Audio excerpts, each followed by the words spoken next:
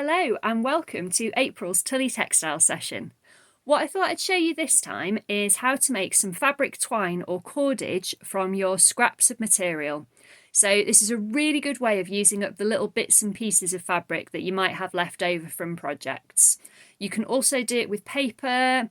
We're basically going to be using a cordage technique that's been around for probably thousands and thousands of years. So originally humans probably made cordage from reeds, grasses, things like that. We're going to be using our scrap fabric to make something a bit more colourful and probably a bit more decorative. So that's the plan for today. There's no Zoom session this afternoon because due to a slight scheduling error, I've managed to double book myself. So the Zoom session will go out at the same time as this video. So you're going to struggle to watch both at once, but if you are, well done.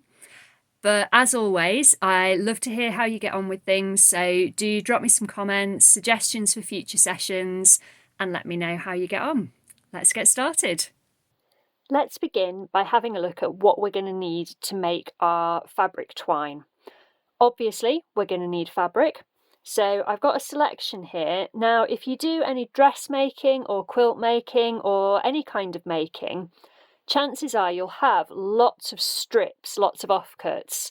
Now, most of these bits were very generously donated to me by a quilt maker. So they're already in strips, which is very handy. So the length doesn't matter, the width does matter, but we'll come on to that in a moment. So you're going to need your fabric scraps, you're going to need a pair of scissors, and probably you're going to want something to wind your cord onto. So I'm using just a bit of old cardboard. If you've got any nice vintage wooden spools, those would be lovely, but a bit of cardboard will do just fine. So the first job is to prepare the strips ready for making twine. Now, any length is fine. You can do quite short lengths and quite long lengths, and actually having a mix is quite useful. But what is important is how wide they are. So this is a little bit wide. So this is just short of 5 centimetres wide, and you want it at least half that. You could probably get 3 strips out of this, but I'm going to go with just one. I'm just going to halve it. And ripping is fine. I quite like the fact that it's going to give you these extra ends because I quite like the rustic look, but if you prefer to cut, you can. Now, making the twine is a fairly time-consuming task, so what you might want to do is kind of batch prepare things. So you might want to spend a little bit of time getting lots of strips ready so that when you're ready to make your twine, you can just sit down and get on with it. There we go. So I'm just doing a bit of ripping there. Or you can do it as you go. It really doesn't matter, whatever works for you. So I've got quite a few pieces now, so I'm going to get going. We're going to start with 2 pieces. And what I'm aiming for is to have one longer than the other. So you can see I've got a shortish one and a longish one. And the reason for that is as we add in more fabrics, we want them to not finish at the same time. We don't want our joins on each strip of fabric to be in the same place. What we're basically going to be doing is twisting things together. So we want to make sure that our finished twine is as strong as possible. To begin, we're just going to knot 2 pieces together. So I'm literally just doing a little knot just over itself to tie it in. I'm going to pull that nice and tight. There we go. So that's nice and secure. And you're going to take the knot in one hand. So I've got my 2 strips, a top strip and a bottom strip. And what you're going to do is just put a twist in the top strip. So just twizzle it round like that and then bring it towards yourself. Now your top strip is your bottom strip. So we do the same thing again with the top strip. We give it a little twist and then we bring it towards us. So effectively it's going over the green strip. Now the green strip is the top strip again. So we give it a twist. You want to keep the twist fairly nice and tight. That's going to make a stronger twine. Bring it towards us over the top of the bottom strip. Bottom strip is now the top strip. Twist it. Bring it towards us over the bottom strip. And what you can hopefully see is that we're starting to get this really nice twine. You can see it's pretty solid. So we just keep going. So we twist, and I'm twisting away from myself, and then bringing it over towards myself in front of the bottom strip. Bottom strip is now the top strip.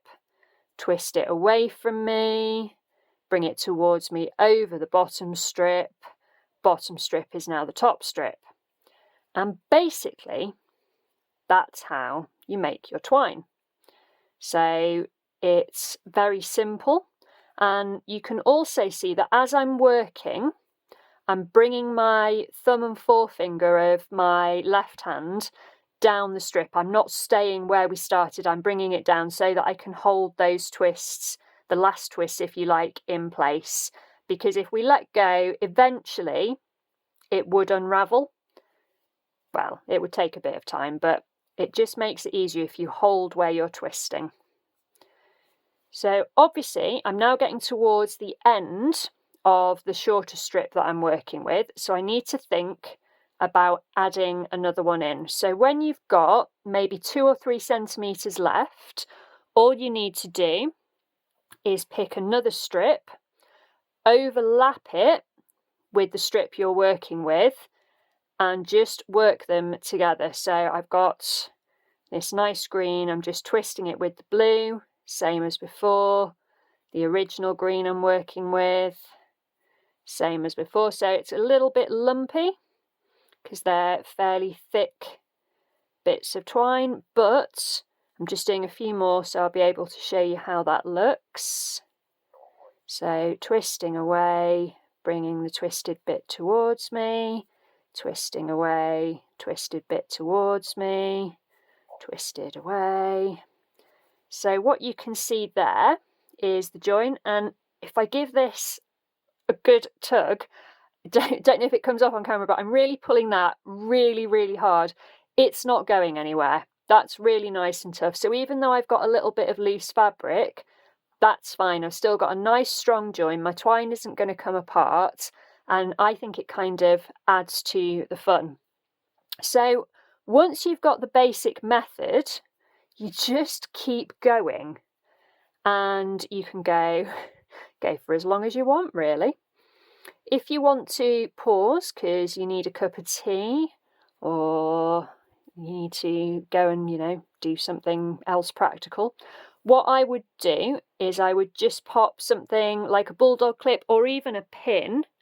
So I've got a little pin here. Just pop a pin through the bit you're twisting, and what that'll do is it'll just hold it in place and stop it accidentally unraveling.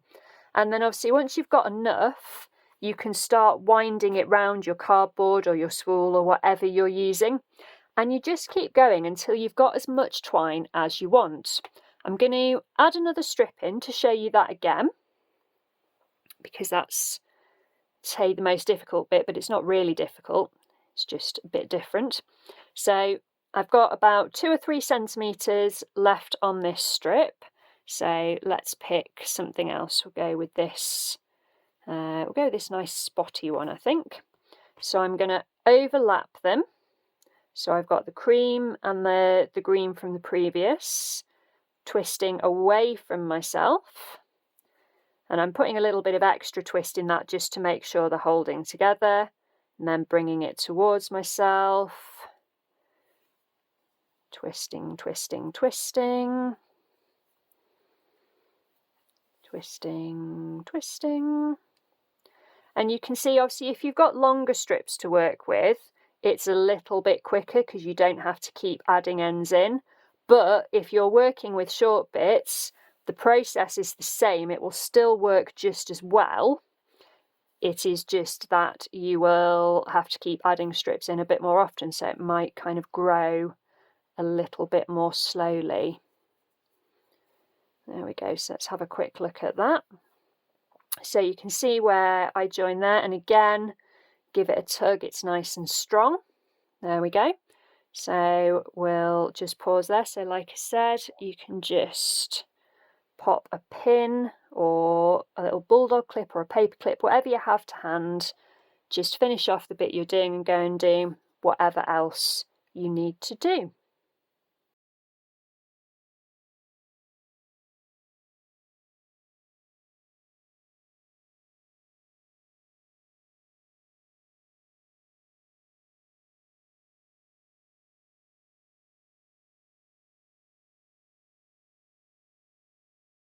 So when you've got as much cordage, as much fabric twine as you want, or you've run out of fabric scraps, that might take me some time, then you'll want to finish your twine off. And much like at the start, all you need to do is tie a knot in the two ends, and that will just stop any unravelage. And then you can trim those ends, wind it onto your card, and it's ready to use for whatever you want to use it with. So fabric cord can be used for all sorts of things. You could use it as string for wrapping things, decorating things. You could also use it in a coiling technique, so you can coil and stitch and make things like pots, baskets, all sorts of things like that. In terms of colours, obviously the colour of your twine depends on the colour of your fabric, so that's something to think about when you're choosing your scraps. If you're using your own stash, you'll probably find that it's your colour palette anyway, because it's probably fabrics you've chosen for a reason. If you're using donated fabrics, you might get something a bit more random, and it's up to you sort of how much attention you put into the colours. You might just want to do this as a relaxing thing, so you might just want to pick and go and not think about it too much, or you might want to curate it a bit more carefully. However you decide to proceed, I'd really like to hear how you get on, so do drop me some comments, leave me some feedback, send me pictures, all that good stuff. And if anyone's got any suggestions for future sessions, again, drop me a comment, send me an email. Always like to hear what you'd like to have a go at. Other than that, have a lovely time making fabric cord, and I'll see you next session. Thanks very much for joining me, guys.